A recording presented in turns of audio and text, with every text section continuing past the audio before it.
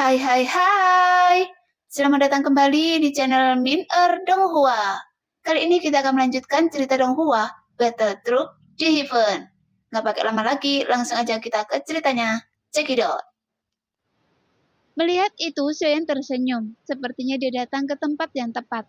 Dia membuka telapak tangannya dan api di tangannya terbang menjauh dari telapak tangan Xiaoyan dan terhenti di ruang ini lagi. Ruangan ini tidaklah besar. Saat ini terlihat jelas bahwa di tengah ruangan terdapat platform batu yang rendah dan datar, dengan cahaya redup melayang di atas platform tersebut. Langkah kaki Xiaoyan perlahan bergerak menuju tengah. Xiuqi yang berdiri di belakang Xiaoyan menatap punggung Xiaoyan dan merasakan perasaan yang tidak bisa dijelaskan. Tapi tanpa banyak berpikir, dia mengikuti jejak Xiaoyan. Xiaoyan, di mana Anda dibesarkan? Mereka berdua berjalan dengan hati-hati di ruang ini. Mereka hanya bisa mendengar suara nyala api, dan Xiuqi benar-benar tidak terbiasa dengan suasana sunyi seperti itu. Jadi tidak bisa menahan diri untuk tidak bertanya. Benua Dogi. Xiaoyan menoleh dan menanggapi Xiuqi yang sedikit pemalu dengan suara yang sangat lembut. Mendengarkan jawaban hangat Xiaoyan, rona merah di wajah Xiuqi berangsur-angsur memudar. Nama benua Dogi sangat asing bagi Xiuqi. Xiuqi tumbuh di benua yang mirip dengan benua Dogi. Namun tempat itu tidak kekurangan asal-usul Kaisar Qi, sehingga tidak terlalu sulit untuk meningkatkan kekuatannya benua Dogi. Itu juga benua kan? Saya besar di benua lain. Ayah saya meninggal lebih awal dan sekarang saya hanya memiliki kakek sebagai satu-satunya kerabat saya. Ketika Xiuqi mengatakan ini, dia memikirkan Xioli dan hatinya menegang menjadi sedih. Tidak, Anda harus menganggap saya sebagai kerabat Anda sekarang. Xiaoyan berkata sambil tersenyum tipis. Ketika Xiuqi mendengar apa yang tiba-tiba dikatakan Xiaoyan, dia terkejut sesaat, dan tak lama kemudian rona wajahnya menyebar lagi. Xiaoyan, apakah Anda memiliki kerabat di benua Dogi? Xiuqi menyentuh wajahnya yang sedikit panas dengan tangan kanannya, dan menatap Xiaoyan dengan mata bersemangat dan bertanya. Iya. Xiaoyan berhenti dan hendak mengatakan sesuatu. Tiba-tiba terjadi fluktuasi hebat di ruang sekitarnya, dan energinya tiba-tiba menjadi ganas. Api yang tak terhitung jumlahnya yang awalnya tenang dan bertahan mulai mengalir kemana-mana. Bahkan api suci yang kacau di tubuh Xiaoyan terpicu, dan lapisan cahaya kuning muda terpancar dari tubuh Xiaoyan memadat. Dan energi pertempuran di tubuhnya tiba-tiba meledak, sehingga suasana kacau di sekitarnya langsung menjadi tenang. Sepertinya ini adalah tempat energi tetap. Kita harus menekan auranya sebanyak mungkin. Jika tidak, maka akan dengan mudah menyebabkan kekacauan energi. Saya baru saja menenangkannya dengan Dogi. Untungnya energi di ruang ini tidak terlalu keras. Xiaoyan menoleh. Dia memperingatkan Xiuqi di belakangnya. Xiuqi mengangguk dan menekan nafas di tubuhnya ke tingkat terendah. Xiaoyan mengangguk, menahan nafas, lalu melanjutkan perjalanan masuk. Struktur energi ruang ini terlalu rapuh, jadi lebih baik berhati-hati. Segera, keduanya segera tiba di pusat reruntuhan kuno kekacauan. Begitu Xiaoyan memasuki tengah, sebuah platform batu kecil muncul di hadapan Xiaoyan. Di tengah platform batu ada api kecil berwarna kuning muda yang memancarkan aura yang sangat mirip dengan api suci kekacauan. Xiaoyan meminta Xiuqi untuk berdiri di luar dan perlahan berjalan menuju api sendirian. Xiaoyan menggunakan kekuatan jiwanya untuk mendeteksi dengan hati-hati dan menemukan bahwa nafas api ini persis sama dengan api suci kekacauan miliknya. Tampaknya selama dia mengintegrasikan api suci kekacauan ini ke dalam tubuhnya, api suci kekacauan di dalam tubuhnya akan dapat melakukan fusi sepenuhnya. Hei, sepertinya api suci kekacauan Anda akan berhasil diintegrasikan sepenuhnya. Tempat ini relatif terpencil dan tidak ada orang. Gadis di belakang Anda juga lumayan. Bagaimana kalau suara Janlo tiba-tiba terdengar di benak Xiaoyan? Tetap di menara. Xiaoyan mengabaikan Janlo dan berjalan dengan hati-hati menuju api di tengah platform batu. dan api suci kekacauan di tubuhnya juga dilepaskan. Semakin dekat ke api suci kekacauan di tengah platform batu, Xiaoyan melambaikan telapak tangan kanannya dengan ringan, dan api suci kekacauan di tengah platform batu terbang ke tangan Xiaoyan, sehingga api di sekitarnya tiba-tiba mulai bergejolak lagi. "Tunggu!" teriak Xiaoyan dingin dan segera duduk bersila di platform batu, memegang dua api suci kekacauan di tangannya, yang lebih besar di kiri dan yang lebih kecil di kanan. Meskipun api suci kekacauan di platform batu tidak menunjukkan niat untuk melawan di tangan Xiaoyan, tapi Xiaoyan bisa merasakan bahwa masih banyak faktor kekerasan dalam api suci kekacauan ini. Saat Xiaoyan berteriak dan dingin, api yang berterbangan di seluruh langit bergegas menuju Xiaoyan, dan segera menembus api suci kekacauan di tangan kanan Xiaoyan. Di platform batu di bawah Xiaoyan, sebuah tanda aneh muncul. Begitu runa ini muncul, Xiaoyan langsung terbungkus dalam aura aneh.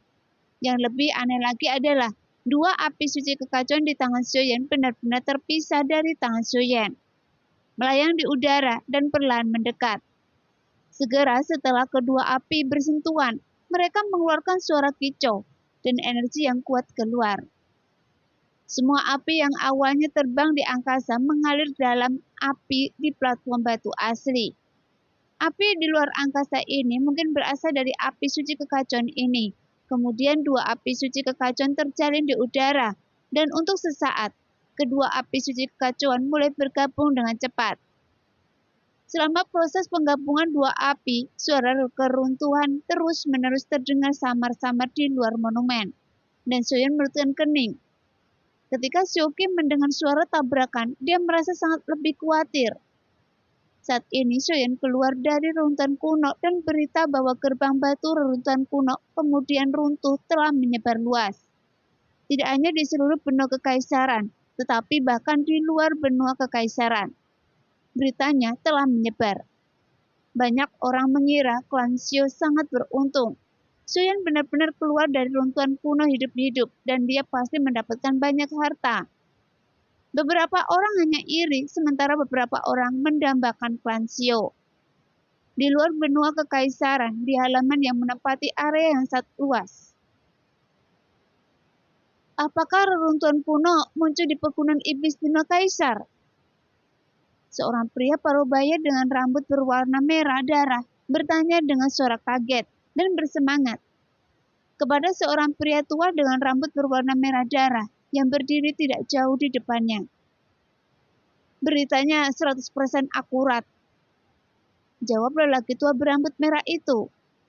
Ekspresi pria parubaya berambut merah dan beberapa orang tua lainnya yang hadir tiba-tiba menunjukkan kegembiraan. Klan kita telah diberitahu secara diam-diam sejak zaman kuno bahwa Kaisar Leluhur jatuh di pegunungan Tianmo. Selama puluhan ribu tahun, kita telah mengirim banyak orang untuk mencarinya, tetapi semuanya gagal. Hari ini akhirnya muncul. Seorang tertua di antara beberapa orang tua berkata dengan penuh semangat. "Bagaimana situasi sana sekarang?" Pria parubaya itu menyela pria tua itu dan bertanya, "Jalan menuju runtuhan kuno ini runtuh." Pria tua berambut merah itu membungkuk dan menjawab, "Apa? Runtuh?" Tangan pria parubaya berambut merah yang memegang cangkir teh tiba-tiba bergetar. "Iya, itu runtuh. Hanya satu pemuda yang beruntung masuk dan keluar dari runtuhan hidup-hidup. Begitu dia keluar, lorong itu runtuh." Pria tua berambut merah itu mengangguk dan menjawab lagi. Ketika pria parubaya berambut merah mendengar ini, matanya bersinar, dan dia buru-buru bertanya, "Siapa pemuda itu?"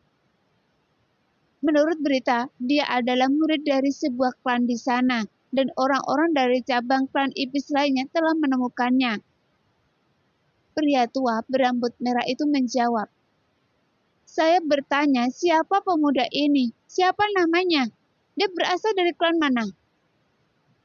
teriak pria parubaya berambut merah itu. Pria tua berambut merah itu gemetar dan buru-buru menjawab, "Ini beritanya tidak terungkap." Wajah pria parubaya berambut merah itu tiba-tiba menjadi gelap. Dia merenung sejenak dan membanting cangkir tehnya di tanah. Kemudian dia berkata, Perintahkan seseorang untuk pergi ke sana untuk menyelidiki dan menemukan pemuda ini. Iya, pria tua berambut merah itu setuju, membungkuk dan segera mundur. Pada saat ini seorang wanita centil dengan rambut merah darah berlari ke halaman dari luar, meraih lengan pria parubaya itu, menatap pria parubaya itu dan bertanya, "Saudaraku, apakah ada kabar?" Pria parubaya berambut merah menatapnya dan segera memulihkan senyumannya dan mengangguk. "Ada berita, Mu'er, sebaiknya Anda tetap di istana dan jangan berlarian. Pernahkah Anda mendengar cabang klan iblis lainnya telah mengambil tindakan? Jadi jangan berlarian." "Saya tahu."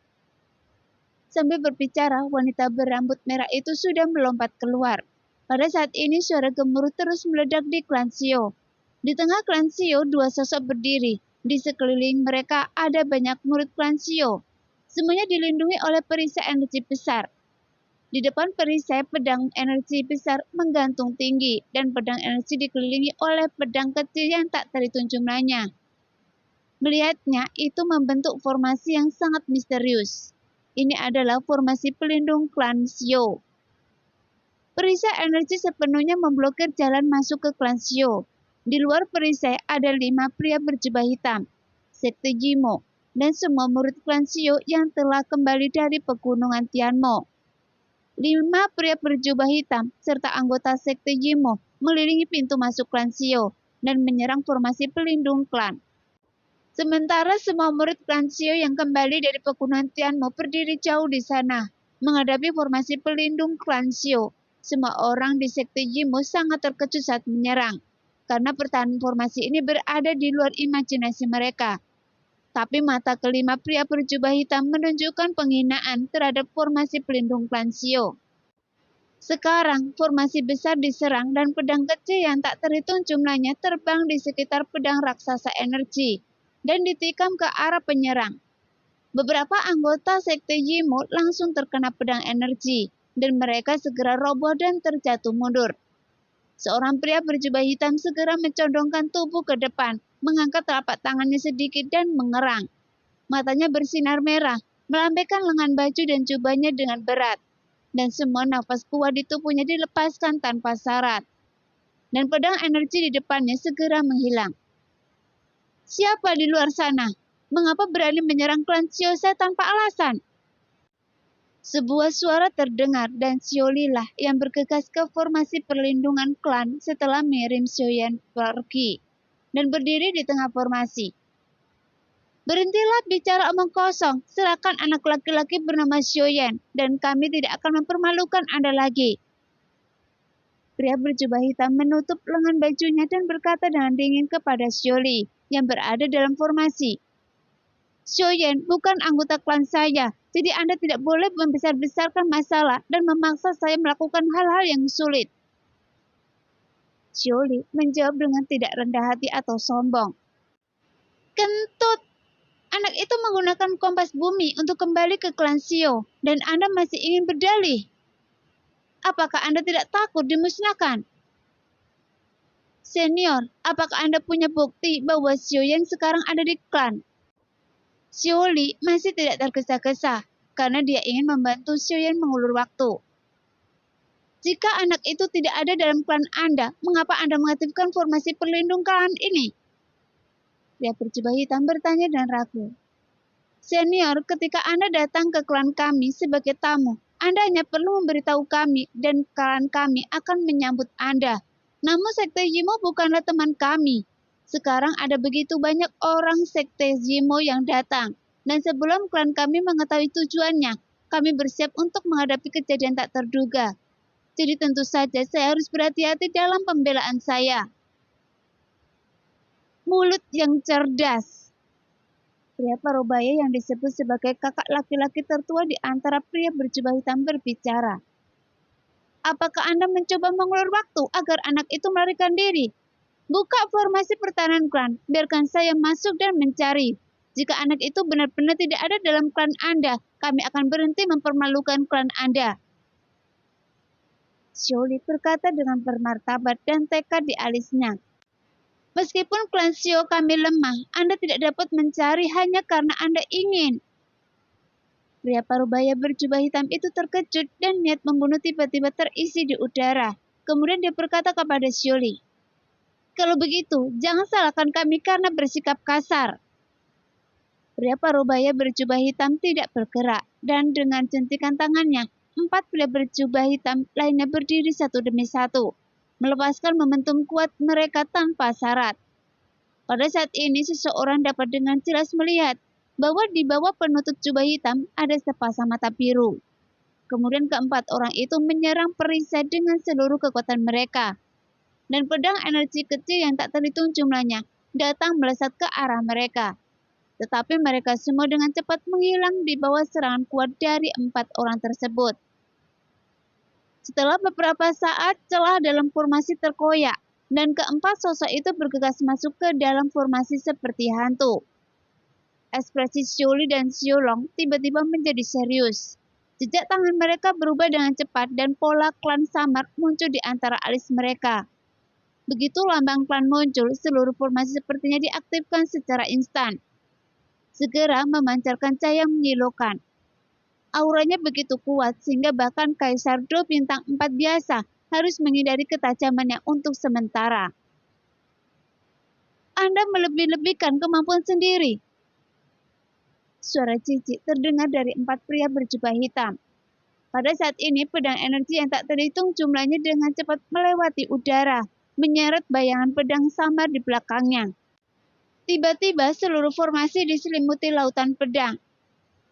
Di setiap posisi formasi anggota klan Shio duduk bersila dan energi pertarungan di tubuh mereka terus-menerus disuntikkan ke dalam formasi.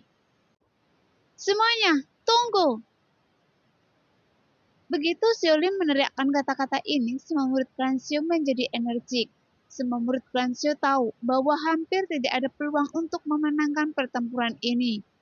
Jika hanya ada satu Kaisar Do bintang 4, mungkin masih bisa dikalahkan. Tapi sekarang mereka menghadapi 4 Kaisar Do bintang 4 atau lebih. Belum lagi yang terkuat yang belum muncul. Tetapi para murid klan Shio dalam formasi itu tidak memiliki niat untuk menyerah. Dan semua mencoba yang terbaik untuk menyuntikkan semangat juang ke dalam formasi. Jejak tangan Xiolong berubah dengan cepat saat ini, dan pedang raksasa energi yang tergantung tinggi dalam formasi tiba-tiba memancarkan cahaya pedang. Meledak dengan energi pedang yang ganas. Mata Xioli menyipit dan dia mengendalikan pedang raksasa energi untuk mengayunkannya dengan keras ke arah 4 pria berjubah hitam. Namun keempat pria berjubah hitam tidak mundur sama sekali.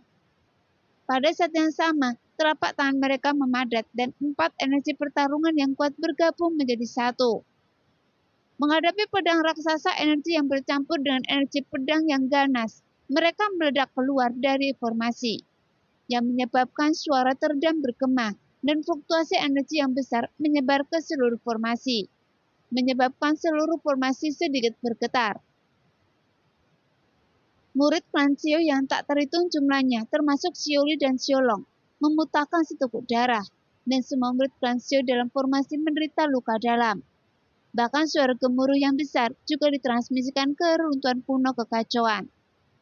Mendengar suara gemuruh yang begitu besar, wajah Xion menjadi lebih berat, dan mata Xiuqi menjadi sembab kembali. "Kakek!" Xiuqi menggumamkan 2 kata dengan sudut mulutnya bergerak-gerak. Dia terus melihat ke pintu masuk runtuhan kuno kekacauan, memegang erat tangannya di dada dan berdoa dalam hati. Di depan Xiuyan, 2 api suci kekacauan sebagian besar telah menyatu, dan faktor kekerasan di api suci kekacauan lainnya telah dirangsang sedikit demi sedikit. Kemudian Xiuyan mengaktifkan semangat juangnya dan menggerakkan api suci kekacauannya untuk secara perlahan menghilangkan faktor-faktor kekerasan ini. Hanya ketika semua faktor kekerasan dari api suci kekacauan lainnya dihilangkan, api suci kekacauan yang menyatu akan bebas dari segala kotoran dan secara alami jauh lebih stabil. Namun menghilangkan faktor kekerasan adalah proses yang sangat lambat. Jika dilakukan terlalu cepat, hal ini akan menyebabkan nyala api menjadi semakin ganas. Jadi Xiaoyan hanya bisa menghilangkannya selangkah demi selangkah dengan penuh kesabaran. Sementara Feng Jue berlari di dalam tubuhnya, namun tiba-tiba sebuah bayangan melayang di depan mata Xiaoyan. Karena bayangan ini tiba-tiba muncul di depan mata Xiaoyan, sehingga langsung mengejutkan Xiaoyan. Setelah Xiaoyan melihat lebih dekat dan melihat bahwa bayangan itu adalah seorang lelaki tua, memancarkan aura klan Xiao, dan sepertinya hanyalah sisa jiwa. Anda seharusnya menjadi penguasa api suci kekacauan saat ini, kan? Suara lelaki tua itu tiba-tiba terdengar. Xiaoyan mengangguk dan bertanya, "Siapa Anda?" Xiaoyan memandang lelaki tua itu dan bertanya, tetapi jejak tangan di tangannya tidak berhenti. Masih berubah perlahan, satu demi satu. Setiap kali sidik jari diambil, beberapa faktor kekerasan dalam api suci kekacauan dihilangkan, dan siklus berlanjut. Setiap kali dihilangkan, beberapa titik api suci kekacauan digabungkan kembali. Orang tua itu melihat perubahan sidik jari Xiaoyan dengan senyum tipis di bibirnya. "Saya adalah master sebelumnya dari api suci kekacauan, Xiaoxie," jawab lelaki tua itu. "Apakah Anda yang ingin mengendalikan klan Xiao saat ini?" Xiaoyan sama-sama mengetahui periode sejarah itu. "Hei, ini semua salah saya karena saya melebih-lebihkan kemampuan saya dan berpikir bahwa memiliki api suci kekacauan dapat membawa klan Xiao menuju kemakmuran." Orang tua itu meratap dan kemudian berkata, "Fakta bahwa Anda bisa menjadi penguasa baru api suci kekacauan itu sudah membuktikan bahwa api suci kekacauan ditakdirkan untuk Anda. Saya tidak memiliki banyak energi, jadi izinkan saya membantu Anda menyelesaikan fusi api suci." Segera seberkas cahaya dan bergabung menjadi dua api suci kekacauan. Dalam sekejap mata, api suci kekacauan berubah secara ajaib. War! Kedua api suci kekacauan tiba-tiba memancarkan cahaya terang dan bergabung bersama dalam sekejap. Energi panas dan kuat segera meledak dan nafas kuno dan jauh datang dari api suci kekacauan. Dalam gelombang seluruh runtuhan kuno yang kacau balau, api suci kekacauan yang menyatu bergoyang ke kiri dan ke kanan di depan Xiaoyan, seolah menari tarian cepat dan cahaya terang menyala, seolah mengungkapkan suasana bahagianya kepada Xiaoyan. Perlahan-lahan cahayanya meredup sedikit demi sedikit, dan aura kuno dan jauh perlahan menyatu. Kemudian api suci kekacauan jatuh ke arah Xiaoyan dan perlahan mendarat di telapak tangan Xiaoyan. Baru kemudian Xiaoyan menyadari api suci kekacauan yang awalnya berwarna kuning muda sekarang telah berubah menjadi kuning tua. Sambil memegang api suci kekacauan yang menyatu, Xiaoyan memperhatikannya dengan cermat. Seluruh nyala api terdiri dari garis-garis kecil yang tak terhitung jumlahnya, yang sangat aneh dan memberi orang perasaan kuno dan misterius. Saat ini, sebuah pesan muncul di benak Xiaoyan. Api suci kekacauan dikatakan terdiri dari sumber energi paling murni dari kekacauan antara langit dan bumi. Ketika dunia ini pertama kali dibuka, dia dapat secara instan mengerahkan kekuatan kekacauan kuno. Memungkinkan tubuh dan kekuatan pemiliknya disebut tubuh kekacauan. Yang pertama adalah tubuh kekacauan. Yang kedua adalah api kuno kekacauan. Dan yang ketiga adalah kekuatan kekacauan. Rahasianya harus menunggu pemiliknya. Setelah Xiaoyan memahami informasi ini dengan linglung, dia perlahan kembali ke akal sehatnya. Ketika energi pertarungan di meridiannya berubah, dia menyerap api suci kekacauan ke dalam tubuhnya. Api suci kekacauan mengalir ke sepanjang tubuh Xiaoyan seperti cairan. Meridian perlahan mengalir dan memasuki anggota tubuh dan tulang Xiaoyan. Pada saat ini, Xiaoyan menutup matanya dan mulai menjalankan teknik pembakaran. Dengan integrasi api suci kekacauan, bagian luar tubuh Xiaoyan juga mengalami perubahan yang luar biasa. Beberapa garis samar muncul samar-samar di permukaan tubuh. Garis-garis ini sepertinya ada di bawah kulit Xiaoyan, memancarkan cahaya kuning muda. Xiaoqi menyaksikan semua ini dan diam-diam kagum. api suci kekacauan benar-benar memenuhi reputasinya. Meskipun api surgawi di tubuhnya berada di peringkat ke-21 dalam daftar api surgawi, itu tidak setingkat dengan api suci kekacauan yang menduduki peringkat ke-18. Pada saat ini, tubuh Xiaoyan sedang mengalami perubahan yang mengejutkan. Setelah api suci kekacauan yang seperti cairan mengalir melalui jaringan meridian di tubuh Xiaoyan, setiap meridian menjadi lebih kuat dan lebih tebal dari sebelumnya. Kemudian, api suci kekacauan terus mengalir melalui meridian ke anggota tubuh Xiaoyan. Setiap kali mengalir, meridian dan tulang Xiaoyan sedikit menguat. Garis-garis di tubuh Xiaoyan menjadi semakin jelas. Garis-garis ini seperti makhluk hidup, berdetak di kulit Xiaoyan. Setelah setiap detak, otot-otot Xiaoyan tampak tumbuh sedikit, dan sepertinya ada rahasia mengerikan di balik kekuatan otot yang tumbuh ini. Xiaoqi telah memperhatikan Xiaoyan secara diam-diam dari kejauhan sebelumnya. Tetapi sekarang api suci kekacauan telah berhasil diintegrasikan. Hanya perlu beberapa waktu untuk berintegrasi sepenuhnya ke dalam tubuh Xiaoyan. Jadi Xiaoqi duduk dengan percaya diri dan mulai berlatih. Setelah beberapa saat, lapisan api samar muncul di permukaan tubuh Xiaoqi. Nyala api ini adalah api surgawi yang dimiliki oleh Xiaoqi, yang merupakan api iblis surgawi peringkat 21. Meskipun hanya 3 tempat lebih rendah dari api suci kekacauan, kekuatannya tidak sama. Bahkan jika peringkat ketiga benda aneh itu hanya berbeda 1 tempat, ada perbedaan yang sangat besar. Faktanya, kekuatan Xiaoqi juga sangat kuat. Tingkat menengah Kaisar Do bintang 2 di tahap awal, dan sedikit lebih kuat daripada tingkat dasar Xiaoyan di tahap awal Kaisar Do bintang 2. Dari kekuatan tempur yang sebenarnya. Saya khawatir, rata-rata orang yang berada di puncak Kaisar Do bintang 2 di tahap awal bukanlah lawan Xiaoyan. Belum lagi kekuatan menengah Xiaoqi di tahap awal Kaisar Do bintang 2. Segera, Xiaoyan menjalankan Burning Jue, menyerap semua energi dari api suci kekacauan, sehingga kekuatan yang cukup kuat mulai perlahan berintegrasi ke dalam tubuh Xiaoyan. Dengan integrasi api suci kekacauan, energi pertarungan di tubuh Xiaoyan berkembang pesat, dan aura Xiaoyan juga meningkat pesat. Xiaoyan telah sepenuhnya menstabilkan kekuatan awal Kaisar Do bintang 2, tetapi aura di tubuhnya masih membaik. Waktu berlalu dengan lambat, dan 2 sosok terlihat jelas di momen yang kacau. Duduk bersila di antara mereka, tak bergerak seperti biksu tua. Xiaoyan dan Xiaoqi telah duduk bersila entah sudah berapa lama. Aura di tubuh Xiaoyan masih meningkat, dan Xiaoqi juga sedang berlatih. Tapi saat ini di klan Xiao, 2 sosok yang sangat malu muncul di langit. Mulut Xiaoli berlumuran darah, hidung Xiaolong memar dan wajahnya bengkak, dan formasi pelindung klan Xiao mulai bergetar samar.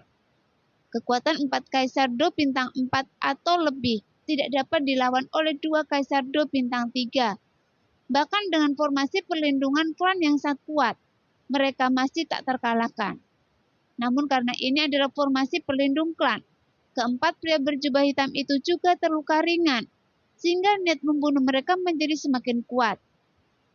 Pada saat ini, banyak murid klan Xiao yang meninggal. Banyak yang terluka parah dan mereka hampir tidak memiliki kekuatan bertarung. Tanpa dukungan semangat juang, formasi ini akan segera runtuh. Namun Xiaoyan dan Xiaoqi belum keluar, jadi mereka harus bertahan. Dia hanya bisa pasrah pada nasibnya. Mata Xiaoli bersinar, dan dia meraih langit dengan telapak tangannya, sehingga seluruh formasi kembali stabil. Jelas, Xiaoli menggunakan semua sisa energi pertarungan untuk menstabilkan formasi yang runtuh lagi. Tapi Xiaoli benar-benar kelelahan. Sudah, waktunya berakhir. Pria parubaya berjubah hitam yang tidak melakukan gerakan apapun tiba-tiba berkata dengan tenang. Begitu dia selesai berbicara, tidak ada jejaknya. Detik berikutnya hanya tubuh Xiaoli dan Xiaolong yang terlihat terbang dalam formasi yang jauh. Dan di langit di atas 2 orang yang terbang mundur, bayangan hitam muncul dari udara tipis, dengan telapak tangan terangkat sedikit.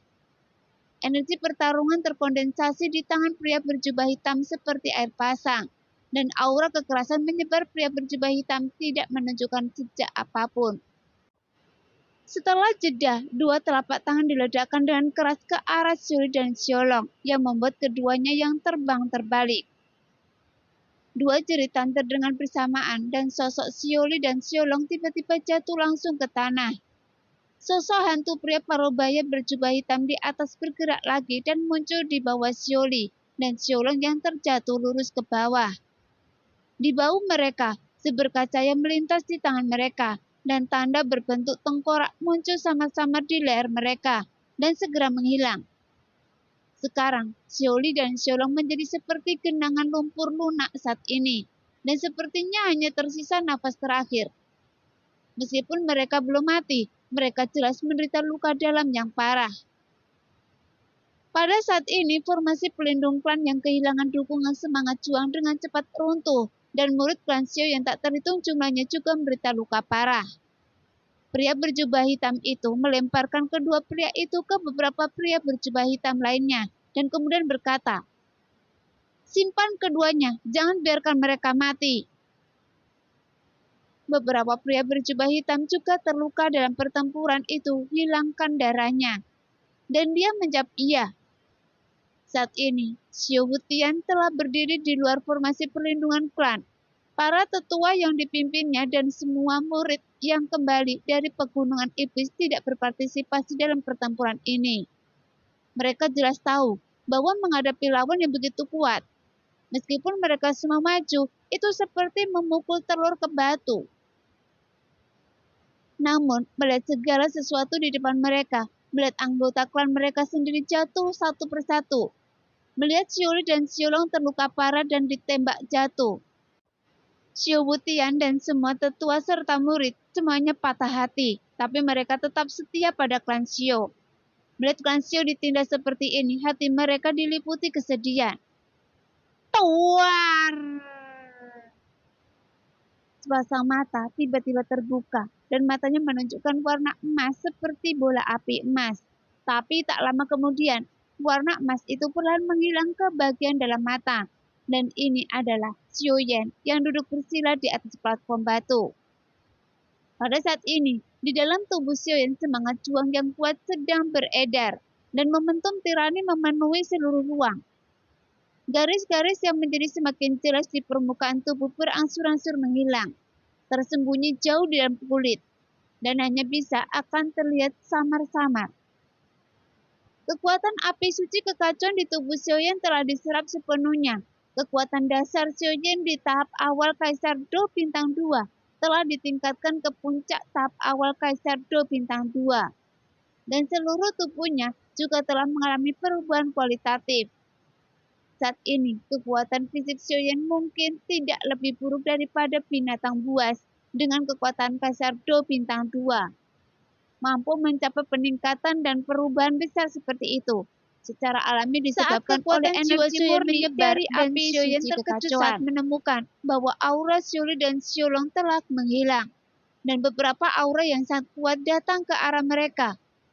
Di luar reruntuhan kuno kekacauan, beberapa pria berjubah hitam melintas ke depan dan berhenti, seolah-olah mereka merasakan sesuatu. Anak ini seharusnya masih berada di klan Xiao. Jejak kekuatan jiwa barusan benar sekali.